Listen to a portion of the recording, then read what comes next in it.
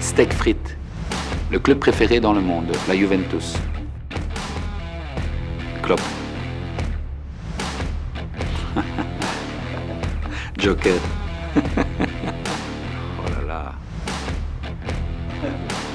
Domenico. Content, c'est un petit mot. Je suis heureux, très heureux que cette période de transfert soit terminée. Je pense que ça va au-delà du terme content parce que c'est une période difficile. C'est une période de stress où voilà, chaque jour on a peur que des joueurs importants partent. Alors si j'ai parlé à certains joueurs, oui, j'ai parlé à certains joueurs et évidemment je ne l'ai pas fait tous les jours. Mais voilà, j'ai essayé de leur montrer que c'était des joueurs importants pour le club, pour le groupe, pour le staff et que donc moi en tant qu'entraîneur, je voulais absolument les conserver. J'ai beaucoup de plaisir. J'ai trouvé un club très structuré, très professionnel. Je trouve que les supporters sont très positifs pendant les matchs, à la fin des matchs.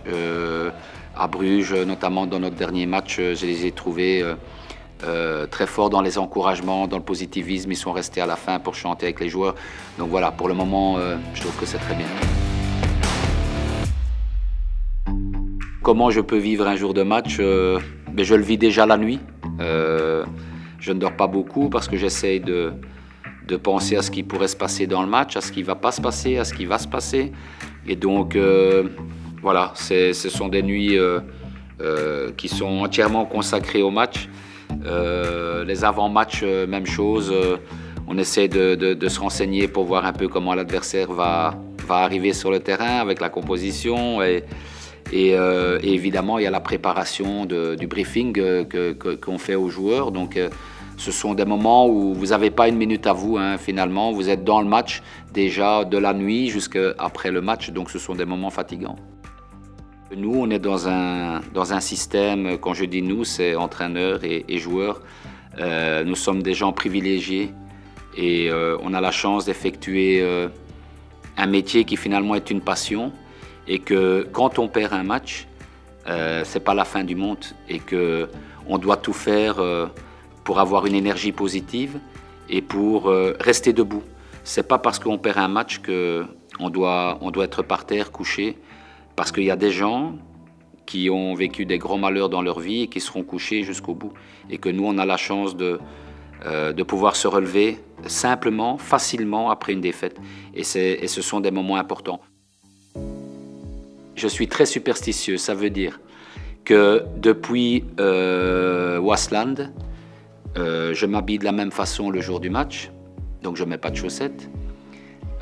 J'ai la même chemise le jour du match, qui n'a pas encore été lavé. Je fais les mêmes choses au matin, donc je me lève et je mange le même biscuit. J'arrive à la même heure au stade et je fume beaucoup de cigarettes. Donc je suis très superstitieux.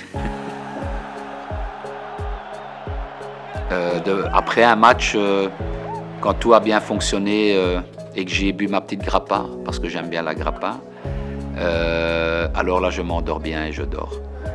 Quand on a été battu, c'est très difficile pour dormir.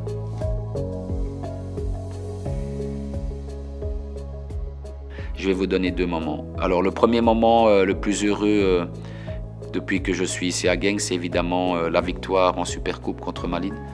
Puisque même, comme j'ai dit à cette époque-là, ce titre ne m'appartient pas parce que je n'ai rien fait pour amener l'équipe à cette finale de Supercoupe. Mais j'étais quand même l'entraîneur de l'équipe qui a gagné la Supercoupe. Donc c'était un moment, pour moi, c'était le premier titre. Ça m'a fait énormément plaisir.